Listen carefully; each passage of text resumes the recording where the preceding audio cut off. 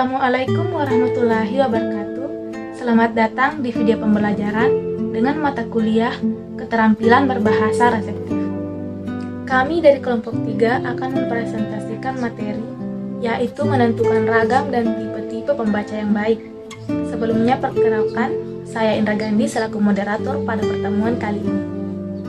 Dan adapun 2 poin penting yang akan dibahas, yaitu ragam pembaca dan tipe-tipe pembaca. Ada beberapa ragam dan tipe-tipe pembaca yang akan disampaikan oleh teman-teman kelompok saya, dan saya persilahkan kepada pemateri pertama untuk memaparkan materinya. Assalamualaikum warahmatullahi wabarakatuh. Perkenalkan, nama saya Andi Febila M. Baik, saya akan membacakan materi saya, yaitu yang pertama adalah membaca dalam hati. Adalah kegiatan membaca yang berusaha memahami keseluruhan isi bacaan secara mendalam sambil menghubungkan isi bacaan itu dengan pengalaman maupun pengetahuan yang dimiliki pembaca tanpa diikuti gerak lisan maupun suara. Yang kedua, membaca cepat adalah ragam membaca yang dilaksanakan dalam waktu yang relatif singkat dan cepat untuk memahami isi bacaan secara garis besar saja. Yang ketiga, membaca teknik adalah membaca yang dilaksanakan secara bersuara sesuai dengan aksentuasi, intonasi, dan irama yang benar, selaras dengan gagasan serta suasana peraturan dalam teks yang dibaca. Yang keempat, membaca bahasa adalah kegiatan membaca yang bertujuan memperkaya kosakata, mengembangkan kemampuan menyusun kalimat, peroleh gaya bahasa yang keseluruhannya dapat dimanfaatkan untuk mengembangkan kemampuan berbahasa pembacanya. Terima kasih, dan saya kembalikan ke moderator. Baik, terima kasih kepada Saudari Andi Febiola M selaku pemateri pertama.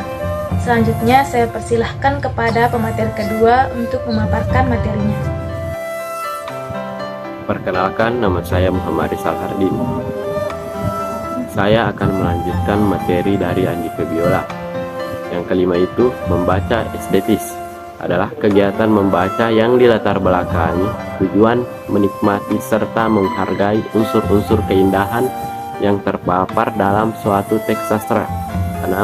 Membaca kritis adalah kegiatan membaca dengan menggunakan pikiran dan perasaan secara kritis untuk menemukan dan mengembangkan suatu konsep dengan jalan membandingkan isi teks sastra yang dibaca dengan pengetahuan, pengalaman, serta realitas lain yang diketahui pembaca untuk memberikan identifikasi, perbandingan, penyimpulan, dan penilaian. 7.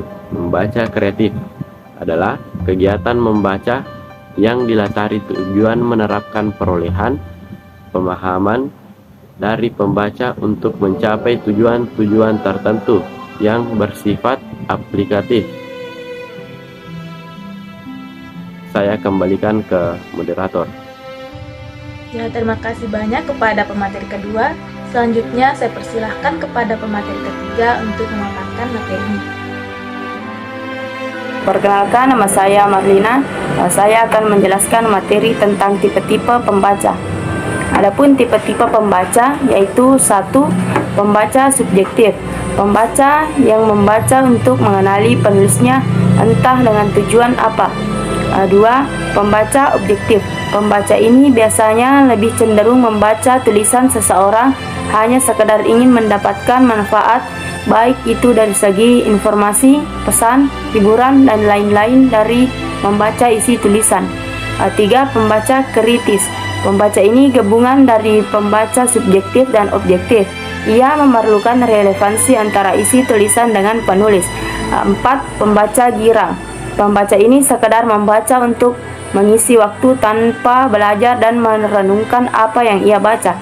Membaca hanya sebuah refreshing. Baik, saya kembalikan ke moderator. Terima kasih kepada pemateri ketiga. Selanjutnya saya persilahkan kepada pemateri keempat untuk memaparkan materinya. Baik, perkenalkan saya Muhammad Hayat Kais akan melanjutkan materi dari teman saya. 5. Pembaca otoriter. Pembaca ini juga bagian dari pembaca subjektif, tapi bedanya pembaca ini sulit menerima kenyataan sehingga cenderung ngotot. Yang keenam, pembaca apatis. Pembaca ini suka membaca tapi tidak mau tahu apa yang dia baca. Cerita humor yang membuat orang lain tertawa, terbahak-bahak pun tak akan membuatnya tersenyum. Semua tulisan yang dia baca terkesan biasa saja. Yang ketujuh, pembaca yang tidak membaca. Biasanya pembaca ini hanya melihat judul lalu menarik kesimpulan yang sangat bertolak belakang dengan pesan tulisan. Baik, itulah materi yang sempat saya sampaikan. Saya kembalikan ke moderator. Dan itulah pemaparan materi dari pemateri keempat sekaligus penutup dari materi yang kami bahas pada kesempatan kali ini. Dan untuk selanjutnya, apabila ada yang ingin ditanyakan atau ada yang belum dipahami, silahkan menulis di kolom komentar. Sekian dari kami, sampai jumpa di pertemuan selanjutnya.